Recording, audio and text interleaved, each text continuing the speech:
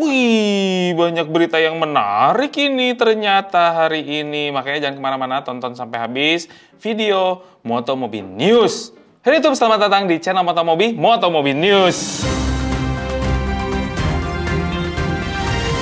Kali ini ya, Mamang akan memberitakan ada 5 berita nih yang menarik seputar dunia otomotif. Tapi sebelum itu, apabila kalian pengen baju-baju seperti ini, kayak Mamang itu tulisannya heran, ada di situ semua. Ingat kan yang ada skandal kemarin tuh, yang ya uji tabrak kayak gitu. Jadi Toyota sama Mazda stop pengiriman mobil. Why? Ternyata efek uji tabrak ini itu ternyata makin luas. Otoritas Jepang makin banyak menemukan penyimpangan berbagai merek mobil di pasar setempat. Nah, jadi ada indikasi beberapa pabrikan kendaraan Jepang melakukan pengujian untuk sertifikasi di Jepang. Tapi nggak sesuai dengan prosedur yang seharusnya. Jadi tanggal 3 Juni kemarin, Toyota sama Mazda mengumumkan pemberhentian sementara pengiriman mobil.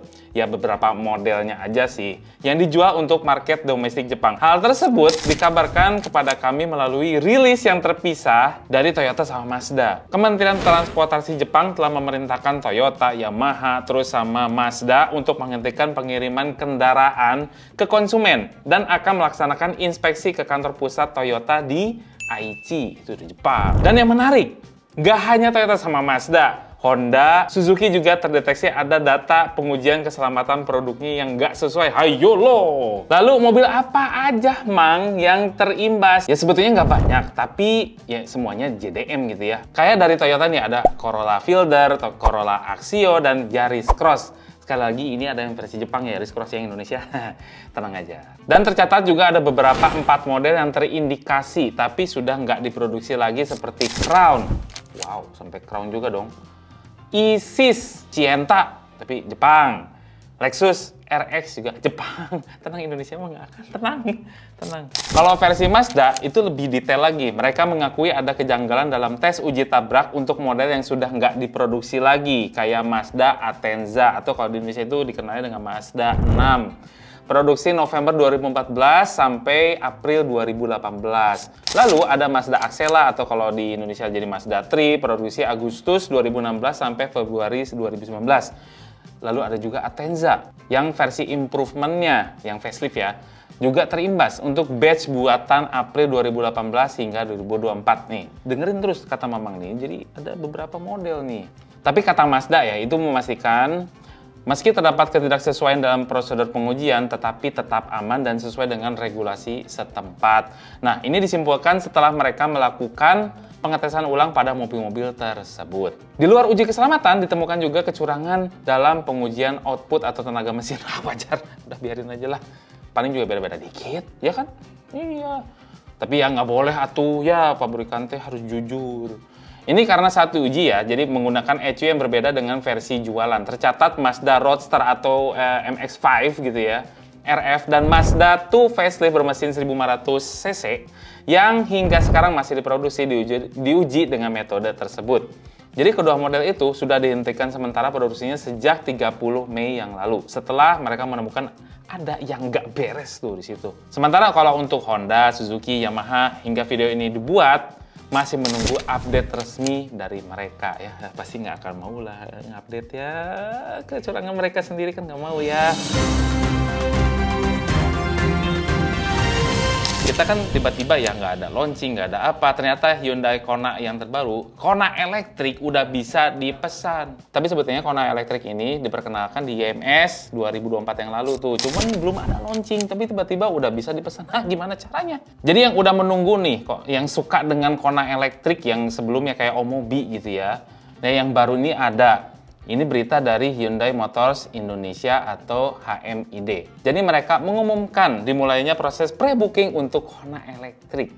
Ini mungkin launchingnya di Gias nih. Untuk iketan pesan gitu ya, Anda harus berkunjung ke website resmi HMID dan isi formulir yang ada di situ. Harganya ya belum launching juga sih. Sebetulnya 500 jutaan. Ingat 500 juta ya. Jadi bisa lebih, bisa kurang. Iya.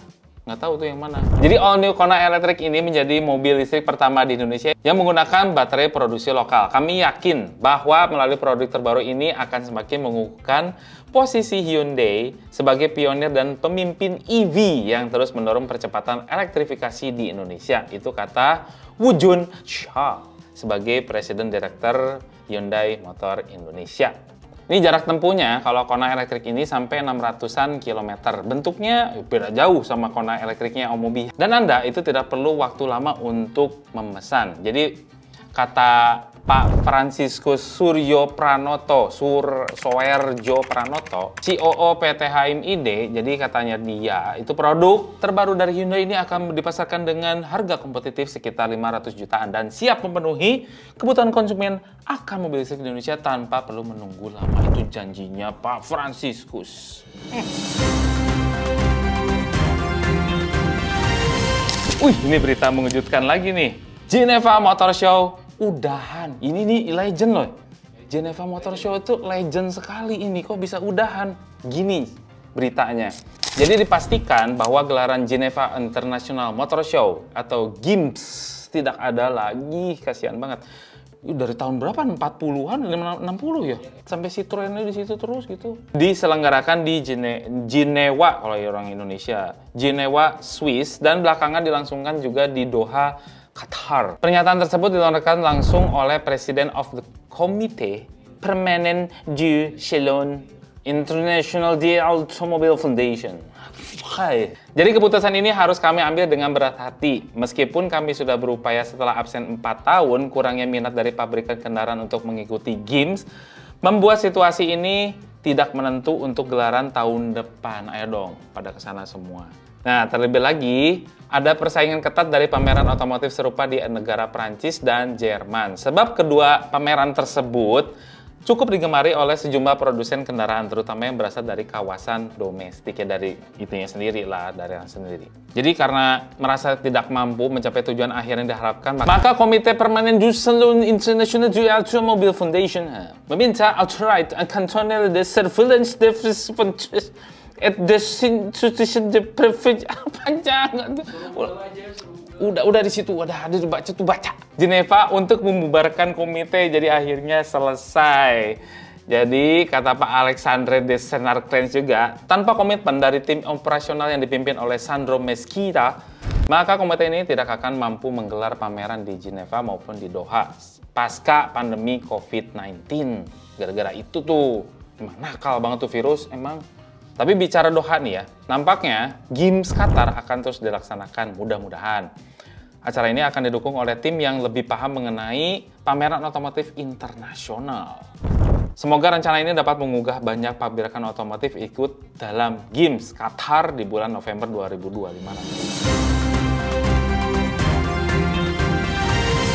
Pabrikan motor listrik Alfa perkuat jaringan after sales, yes, biar penjualan makin bagus, terus juga gampang kita ngerawatnya gitu ya. Jadi Alfa, produsen motor listrik di Indonesia, mengumumkan mereka telah memperkuat jaringan after sales-nya. Mereka berkolaborasi dengan Autoclicks untuk menghadirkan layanan purna jual yang lebih menyeluruh dan mudah diakses. Layanannya itu mencakup perawatan berkala, namun tidak terbatas pada saat itu saja. Sebab dikembangkan juga layanan servis dan perbaikan, hingga penjualan suku cadang atau spare part ya. Dengan demikian, selain dapat mengunjungi Alfa Experience Center, maka konsumen bisa mengunjungi sejumlah titik lokasi Autoclicks. Ini kata Pak Purbaja Panca, Chief Executive Officer Alfa. Kata beliau, kami sangat antusias dengan kerjasama ini karena merupakan langkah penting dalam memperkuat komitmen untuk memberikan kemudahan dan kepuasan bagi konsumen. Wah, gila. Kami ingin menyediakan pengalaman berkendara bebas emisi terbaik bersama Alfa. Dan mudahan ya Alfa semakin gede. Terus juga ada kata Pak Martin Rehan, yaitu Chief Executive Officer Autoclicks. Jadi kolaborasi antara Autoclicks dan Alfa adalah langkah penting dalam pasar kendaraan listrik di Indonesia karena menekankan pentingnya infrastruktur penjual yang kuat demi mempercepat adopsi kendaraan listrik. Jadi ekosistem Autoclicks berusaha memberikan kemudahan dan aksesibilitas pelayanan kepada pemilik kendaraan listrik Alfa. Wah, ini menarik sekali. Zeekr segera jualan di Indonesia. Makin banyak aja dia makin pusing loh. Satu lagi pabrikan mobil dari RRC gitu ya, China, hadir di Indonesia. Tapi yang ini berbeda. Namanya Zeekr. Yang paham mobil pasti tahu lah. Ini mobil-mobilnya cukup fenomenal. Jadi Zeekr hadir di Indonesia dengan menggandeng grup otomotif besar yaitu Premium Auto Prima.